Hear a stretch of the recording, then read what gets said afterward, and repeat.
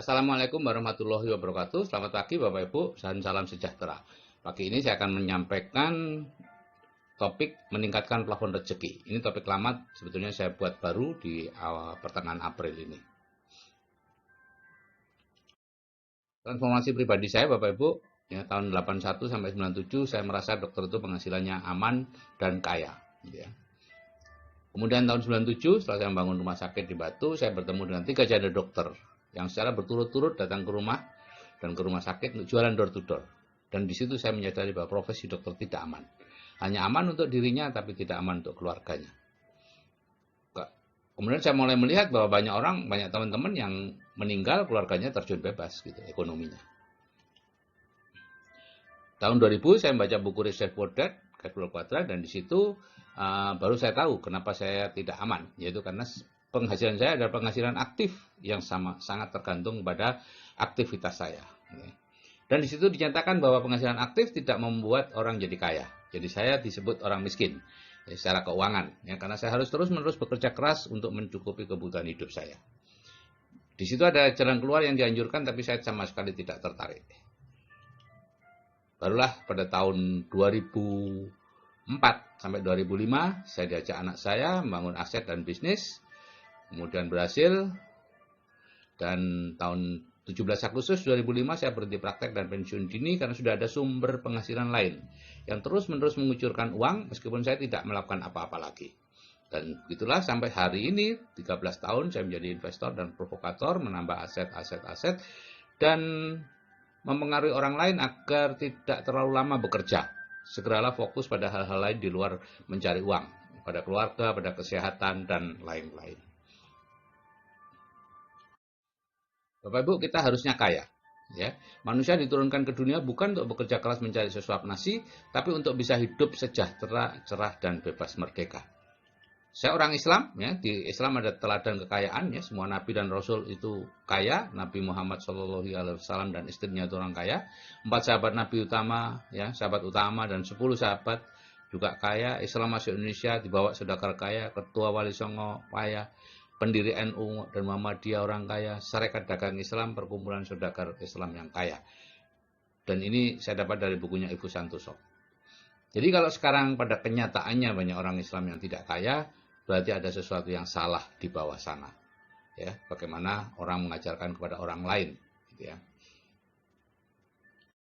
Profil orang kaya di Indonesia, Bapak Ibu, ya, punya pola pikir plafon rezekinya tinggi, berpikir hasil bukan proses, ya. Yang penting ada hasilnya, gitu ya. Tidak penting ini bisnis apa. Mereka punya bermacam-macam bisnis. Berbeda dengan orang miskin, berpikir proses, memilih-milih bisnis. Ya, bisnisnya harus cocok, gitu ya. Kalau nggak cocok, nggak akan dilakukan, meskipun hasilnya bagus. Dan yang ketiga, kecerdasan finansialnya tinggi. Dan kemampuan teknisnya hanya 2, membangun aset, yaitu membangun jaringan dan membangun sistem, yang dua-duanya akan jadi aset. Hidup ini adalah peniruan Bapak Ibu. Kalau kita ingin menjadi orang kaya, maka kita meniru cara pikir orang kaya dan kemampuan teknis orang kaya. Nah, ini cara menjadi kaya cara lama, yaitu punya cita-cita, kemudian merantau ke kota besar, bergaul dengan orang kaya, ya magang pada orang kaya dan menjadi kaya. Hampir semua orang yang sekarang kaya raya melalui cara ini, gitu ya. Kenapa? Karena mereka tidak mungkin ada di desanya, di lingkungannya yang miskin, kemudian tiba-tiba jadi kaya. Mereka harus menaikkan dulu plafon atau takaran rezekinya dengan cara bergaul menjadi orang kaya. Tidak semua perantau bisa kaya, tapi semua orang kaya adalah perantau. Plafon rezeki itu apa sih? Itu adalah setiap orang punya plafon atau batas atas rezeki, ya, yang merupakan rata-rata rezeki dari 6 orang yang paling mempengaruhi kita. Ya, penghasilan kita akan selalu di bawah plafon, bisa naik sebentar tapi akan diturunkan lagi oleh bawah sadar sehingga kembali di bawah plafon. Kalau kita ingin penghasilannya naik secara permanen, maka plafonnya yang harus dinaikkan. Contoh seperti ini Bapak Ibu, ya, orang yang di tengah itu dilingkungi, dikitari oleh orang-orang berpenghasilan 1 juta, 3 juta, 3,5, 2,5 dan seterusnya. Walaupun mereka tidak tahu bahwa secara sadar berapa penghasilan temannya yang mengitari dia itu, tapi bawah sadarnya tahu dan ingin saling mencocokkan. Supaya ingin cocok, saling mencocokkan.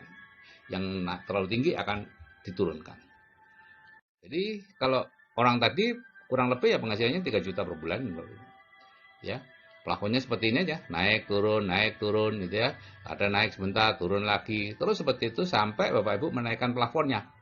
Misalnya di Building the Dream itu plafonnya saya naikkan menjadi penghasilan pasif 100 juta sebulan dengan audio terapi bawah sadar. Maka dengan sendirinya kalau Bapak Ibu sudah menaik plafonnya, ya kehidupan akan membawa Bapak Ibu ke arah yang dituju tadi, yaitu memiliki penghasilan 100 juta sebulan. Bukan ujuk-ujuk gitu, enggak, ya bertahap. Artinya Bapak Ibu akan ditunjukkan jalannya, tahu-tahu bertemu dengan orang yang bisa mengajak ke arah situ gitu ya, dan sebagainya. Pokoknya selalu ada jalan untuk menuju ke penghasilan pasif 100 juta sebulan. Bapak Ibu, semua berawal dari pikiran ya. Pikiran kita akan memunculkan tindakan, tindakan yang diulang-ulang jadi kebiasaan, kebiasaan yang terus-menerus jadi karakter, dan karakter itu menjadi nasib kita. Jadi nasib Bapak Ibu sekarang ini, meskipun di bawah jembatan, meskipun punya utang ratusan juta, itu bukan takdir Bapak Ibu. Itu hanyalah hasil dari pola pikir Bapak Ibu 5-10 tahun yang lalu. Dan cara berpikir Bapak Ibu sekarang akan menjadi nasib Bapak Ibu 5-10 tahun yang akan datang. Kalau Bapak Ibu tidak merubah pikiran, nasibnya juga tidak akan berubah. Ya, paling kalau punya toko ya, tokonya tambah 1, tapi tetap aja tidak punya uang, tetap aja punya utang dan sebagainya. Jadi pikirannya yang harus dirubah dulu pola pikirnya, maka nasibnya otomatis akan berubah. Itulah hukum-hukum di dunia. Nah, siapa kita? Kita itu sebenarnya robot, Bapak Ibu, ya. Robot yang punya pikiran sadar, ya. Ini pikiran sadarnya adalah pikiran kita, yaitu saya butuh uang, saya ingin kaya. Tapi program di bawah sadar Bapak Ibu yang ada di bubble itu, yang diisi oleh orang-orang di luar Bapak Ibu adalah program-program miskin. Uang bukan segalanya, uang tidak dibawa mati, orang kaya itu pelit, cari uang itu sulit, ya, saya tidak suka dengan orang kaya, dan sebagainya. Bapak Ibu banyak yang membenci orang yang lebih kaya dari Bapak Ibu, lebih mampu dari Bapak Ibu, dan itu membuat Bapak Ibu tidak bisa kaya. Jadi ini adalah yang disebut life map miskin, ya, yang mencakup 90% dari pikiran kita. Akibatnya apa? Tidak sinkron. Pikiran sadar ingin uang, pikiran bawah sadar benci uang. Yang selalu menang pikiran bawah sadar. Karena itulah yang dianggap sebagai kebutuhan. Jadi sekarang kebutuhan Bapak Ibu itu miskin, gitu ya. Butuh bekerja. Kebutuhan Bapak Ibu adalah bekerja keras, mencari uang. Jadi life map miskin itu atau life map bekerja keras mencari uang itu akan memberi hasil kehidupan seperti ini. Miskin tipe 1, sudah bekerja keras bertahun-tahun, penghasilannya begitu-begitu saja, ya. Karena kalau uangnya mudah masuk, mungkin orangnya berhenti bekerja. Jadi uangnya dibuat sulit masuk. Atau uangnya dibuat mudah masuk tapi juga mudah keluar, yaitu miskin tipe 2. Sudah berpenghasilan besar bertahun-tahun, tabungannya segitu-gitu aja. Ini saya dulu seperti ini. Nah, kalau Bapak Ibu mengikuti yang sekarang ini ya, ada startup, ada bisnis apa yang passion, harus mengikuti passion Anda, minat Anda, maka yang terjadi adalah dari 1 ke 2. Karena minat Anda, passion Anda, apapun yang Anda suka, apapun yang Anda cocok, itu adalah sesuatu yang sudah ada di pikiran bawah sadar Anda. Dan itu juga yang berperan ke kondisi Anda sekarang. Jadi kalau Anda mengikuti itu saja, mencari bisnis yang cocok, yang menjadi passion Anda dan sebagainya, ya tidak berubah apa-apa, hanya pindah dari 1 ke 2. Kalau Anda ingin berubah, Anda perlu mencari mentor, kemudian berpegang pada mentor, melakukan hal-hal yang tidak Anda sukai, yang ditunjukkan oleh mentor. Ya sudah pasti tidak Anda sukai. Ya kalau Anda sukai, ya sama-sama mentor dan Anda sama-sama apa ya? Ya tidak ada kemajuan apa-apa gitu ya. Jadi semakin petunjuk mentor semakin tidak Anda sukai, semakin harus Anda lakukan. Itulah kunci perubahan. Itulah jihad terbesar umat manusia. Mengalahkan diri sendiri, mengalahkan kesombongannya, mengalahkan hal-hal yang dianggapnya benar, walaupun di luar sana ada yang lebih benar. Orang tidak akan berubah nasibnya, Bapak Ibu. Tuhan tidak mengubah nasib orang kalau orang itu sendiri tidak berusaha mengubah nasibnya. Jadi untuk mengubah nasib Anda harus ikhtiar, gitu ya, dengan cara menghilangkan dulu life map miskinnya. Saya punya senjata rahasia, Bapak Ibu, yaitu di grup WA Building the Dream. Saya menggunakan yang disebut audio terapi bawah sadar. ya, yang saya bagikan gratis kepada grup. Sekarang ada ratusan grup Building the Dream, gitu ya. Di situ Doa Audio memiliki penghasilan pasif 100 juta per bulan dan kehidupan dengan penghasilan pasif 100 juta sebulan. Didengarkan 21 kali, semakin cepat semakin bagus, ya, keduanya saling melengkapi, jadi gantian aja mendengarkan. Bukan menyelesaikan satu kemudian baru yang lain, enggak. Sehari mungkin 2 audio didengarkan bersama-sama dengan cara yang tertentu. Nah, kemudian setelah plafon rezekinya naik, maka Bapak Ibu perlu hadir di seminar-seminar inspirasi yang saya tunjuk dan mendengarkan CD-CD inspirasi. Ini di grup lanjutannya. Saya tidak menjual seminar Bapak Ibu karena saya hanya mengikuti seminar. Saya peserta seminar ini. Saya bukan penyelenggaranya, saya bukan pembicaranya. Dan saya juga tidak mendapatkan apa-apa dengan kehadiran Bapak Ibu di sana. Saya sama-sama membayar 600.000 dan saya sekarang sudah punya tiketnya untuk seminar yang akan datang, ya, setahun 3 kali. Untuk 2 hari seminar itu 600.000. Saya sama dengan Bapak Ibu membayar. Saya cuma melihat banyaknya orang yang hidupnya berubah karena seminar itu, sehingga itu saya pakai untuk meningkatkan plafon rezeki Bapak Ibu dengan melihat sendiri bagaimana orang-orang kaya itu hidupnya seperti apa, ya, di seminar itulah adanya. Jadi Bapak Ibu ibaratnya kita ini sedang membangun jaringan orang sukses. Kalau Bapak Ibu dikelilingi di sini orang-orang seperti ini, ya, yang sayangnya tidak ada di sekitar Bapak Ibu, ini hanya ada di seminar, ada di CD dan lain-lain, ya. Bapak Ibu akan memiliki kehidupan yang luar biasa. Jadi cara menjadi kaya kalau dulu dengan merantau, maka sekarang cukup dengan menggunakan atau merubah cara berpikir kita. Kalau ingin kaya, mendengarkan audio terapi bawah sadar, ikuti seminar-seminar orang kaya yang ditunjuk, ya, bukan yang Anda pilih loh, ya. Anda tidak akan pernah menjadi apa-apa kalau Anda mengikuti seminar yang Anda pilih sendiri. Tidak akan berubah, Bapak Ibu. Karena seminar yang Anda pilih, yang Anda cocok, itu berarti sudah ada di pikiran bawah sadar, dan itu akan hanya menguatkan apa yang ada di program itu. Jadi Bapak Ibu perlu diregang, ya, melakukan hal-hal yang tidak Anda sukai, ya, supaya keluar dari batas-batas yang menurut Anda. Batas-batas menurut Anda itu adalah ini, bekerja keras setiap hari, hidup untuk bekerja dan bekerja untuk hidup, gitu ya. P7, pergi pagi pulang petang, penghasilan pas-pasan. Padahal batas-batas Anda yang sesungguhnya adalah itu, sejahtera, hidup sejahtera, punya mobil, punya rumah besar, bisa pergi kemana saja yang Anda inginkan. Itulah hakikat kehidupan Anda sebagai manusia. Anda harus mau diregangkan untuk mendapatkan semuanya itu.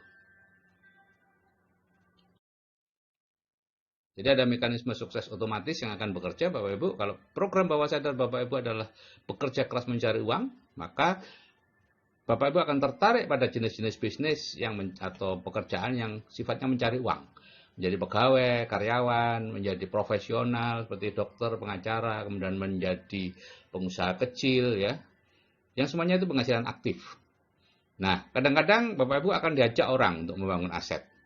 Biasanya itu ketertarikan yang palsu, ya. Lama-lama akan rontok karena tidak cocok dengan program bawah sadar Bapak Ibu, gitu ya. Kalau itu cocok, kemudian Bapak Ibu semangat sekali mengerjakannya, berarti bisnisnya bukan membangun aset. Itu adalah bisnis biasa mencari uang. Kalau jaringan itu ya jaringan yang begitu Bapak Ibu join, membayar, kemudian mulai bekerja, menjoinkan orang, Bapak Ibu langsung dapat uang. Macam-macam, ada komisi untuk menggabungkan, komisi pasangan, macam-macam lah, tergantung kreativitas dari bisnis itu. Nah, Maxwell Maltz dalam bukunya Zero Resistance Selling mengatakan, kalau Anda ingin bisa membangun aset dan memberikan penghasilan pasif, yang memberikan penghasilan pasif, maka harus merubah dulu program bawah sadarnya dengan program bawah sadar penghasilan pasif. Hidup santai, uang masuk terus. Dan itu yang saya lakukan dengan audio terapi bawah sadar itu. Maka Bapak Ibu akan bisa membangun aset. Tapi ada sebagian yang tetap mempertahankan egonya dengan mempertahankan bisnis-bisnis yang dilakukan sekarang. Silakan saja, gitu ya. Karena mekanisme sukses otomatis Bapak Ibu akan membawa Bapak Ibu tetap ke tujuan yang benar. Jadi seperti ini Bapak Ibu, ya. Mekanisme sukses otomatis. Kalau Bapak Ibu sudah punya di pikiran bawah sadar Bapak Ibu ada program penghasilan pasif 100 juta sebulan, maka kalau Bapak Ibu punya mentor akan lurus menuju ke sana kalau Bapak Ibu mengikuti. Tidak peduli Bapak Ibu memulai dari mana, dari paling bawah, tidak punya uang, punya hutang, atau dari sebagai direktur dan lain-lain, tetap sama. Kalau Bapak Ibu melakukan dengan cara Bapak Ibu sendiri, silakan, akan terjadi siksak seperti ini. Karena pikiran sadar pikiran sadarnya akan melakukan kesalahan-kesalahan, ya. Dan bawah sadarnya berusaha meluruskan, sehingga terjadilah siksak seperti ini. Kalau Bapak Ibu tidak punya impian yang jelas, atau penghasilan pasif 100 jutanya itu hilang, ditarik oleh lingkungan Bapak Ibu, ya, karena Bapak Ibu tidak berusaha mempertahankannya dengan masuk ke lingkungan orang sukses tadi, hadir di seminarnya orang kaya, mendengarkan CD-CD-nya orang kaya, maka Bapak Ibu akan kembali berputar-putar seperti yang dulu.